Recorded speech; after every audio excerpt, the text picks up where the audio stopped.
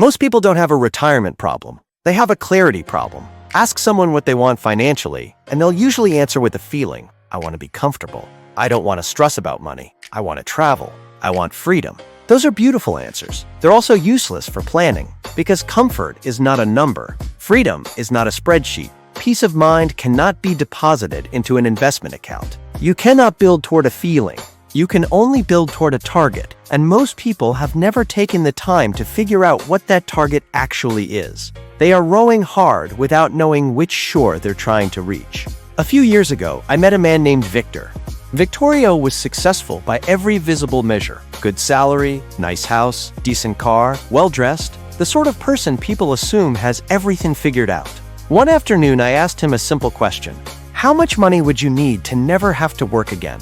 He laughed. Then he paused. Then he admitted he had absolutely no idea. Not a rough estimate, not a range, nothing. For 20 years, he had been saving, investing, and working toward retirement without knowing what retirement actually required. Imagine setting out on a road trip without knowing the destination. That's how many people approach their financial future. The interesting thing is that human beings naturally think in emotions rather than numbers. We say things like, I want enough, but enough for what? Enough for whom? Enough compared to whose lifestyle? Your neighbors? Your friends? That influencer whose life looks perfect on social media? The problem with enough is that it keeps moving. The moment you reach it, it relocates. A bigger house becomes normal. A higher income becomes expected. A nicer car becomes familiar. What once felt luxurious becomes ordinary. Psychologists call this hedonic adaptation. The Bible called it chasing the wind, long before psychology gave it a name. This is why Proverbs 24 is so practical. Put your outdoor work in order, and it's all about applying fire. What if it doesn't fire with the worst? Then fire is out of the worst of money. This is why Proverbs 24 is so practical. Well, this is why painting and con-panning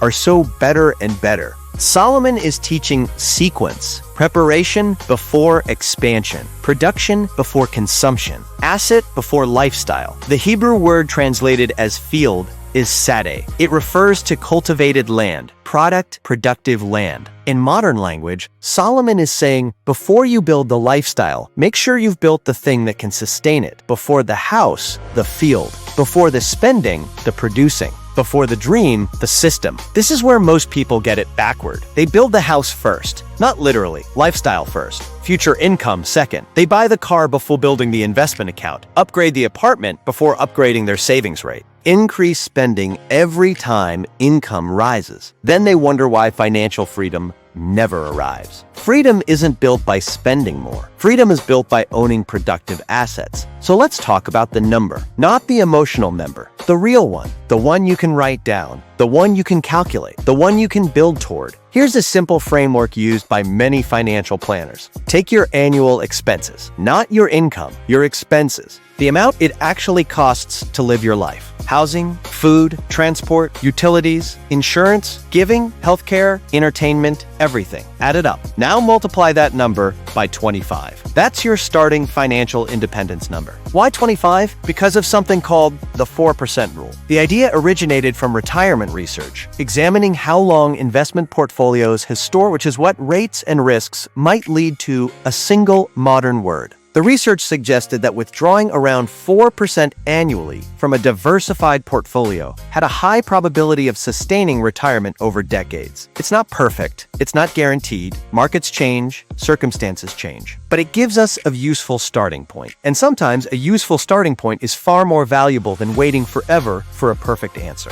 Let's make it practical. Imagine your annual expenses are $60,000. That's everything required to maintain your current lifestyle. Multiply $60,000 by 25. You get $1,500,000. That's your target. Not a fantasy, not a dream, a target, a destination, a coordinate. And coordinates change everything. Because once you know where you're going, you can finally start measuring progress. Here's the fascinating part. Most people think financial freedom is impossible because they never break it into smaller pieces. A mountain always looks impossible from the bottom. A staircase doesn't. Let's say you invest consistently, every month, not perfectly, consistently, month after month, year after year. No drama, no gambling, no trying to get rich by next Tuesday. Just steady investing into broad, diversified assets over time. What creates wealth isn't brilliance, it's duration. The greatest force in investing is not genius, it's time. Compounding quietly rewards people who stay in the game long enough. That's the part nobody posts on Instagram.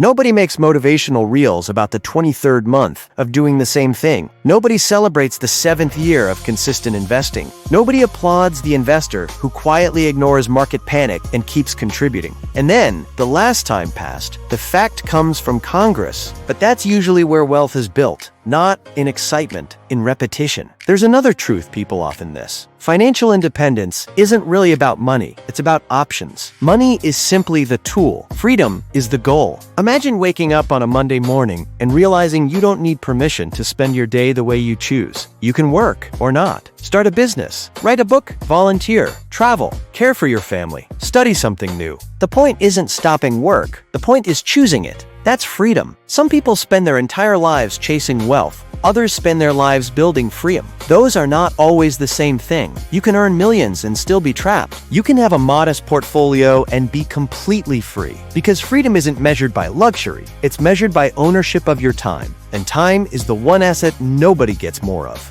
One of the most valuable things Dr. Myles Munroe taught was that vision gives discipline a purpose. Without vision, sacrifice feels painful. With vision, sacrifice becomes meaningful. Think about it. Skipping unnecessary purchases feels restrictive when you don't know why you're doing it. But when you know every dollar invested is purchasing a future version of your freedom, the decision changes. Now you're not losing money, you're buying options. You're buying time. You're buying choice. You're buying peace. That's why your number matters. Because every financial decision becomes easier when you know where you're headed. Suddenly the budget has a purpose. The emergency fund has a purpose. The investment account has a purpose. Even saying no has a purpose. Without the number, discipline feels like punishment. With the number, discipline becomes strategy. So here's your assignment. Not tomorrow, not next month, today. Calculate your annual expenses. Multiply them by 25. Write the number down. Put it somewhere you'll see it. On your desk, in your journal, on your phone, anywhere. Then start building toward it, patiently, deliberately, consistently. The goal is not perfection. The goal is direction. Because financial freedom isn't a feeling that magically appears one day. It's a destination reached through thousands of ordinary decisions made in the same direction. And every extraordinary future begins the same way, with a number and a plan attached to it. If this message hit different, if something in your spirit just shifted, don't let it stop there. Hit like, not for the numbers, but because there's a steward somewhere still scrolling who needs to find this. Share it with the one who's been praying for breakthrough, but hasn't had the word broken down with receipts yet. And subscribe to Bible Rebooted. We're not here to make you feel good. We're here to hand you the truth and show you what to do with it. Manage it like it was never yours. It's your boy Dave Solara, signing out. Like, subscribe, and stream music.